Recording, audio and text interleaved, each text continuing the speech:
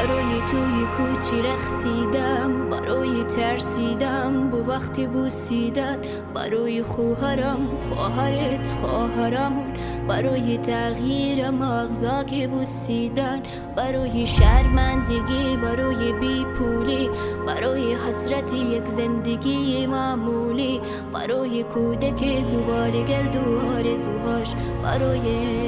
این اقتصاد دستوری، برای این هوای آلوده، برای ولی عصر و درختای فرسوده، برای پیروز و احتمال انقراضش، برای سگهای بیگناه ممنوعه، برای گرگی های بیوقفه، برای تصویر تکرار این لحظه، برای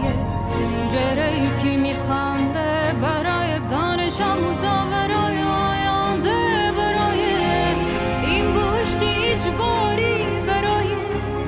نخبه های زندانی، برای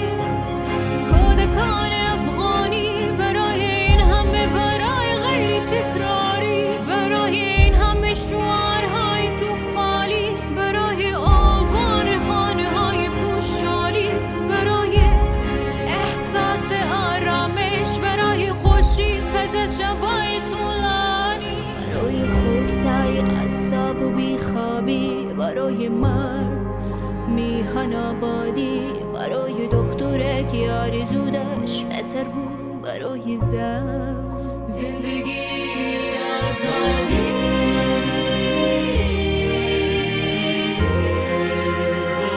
برای آزادی.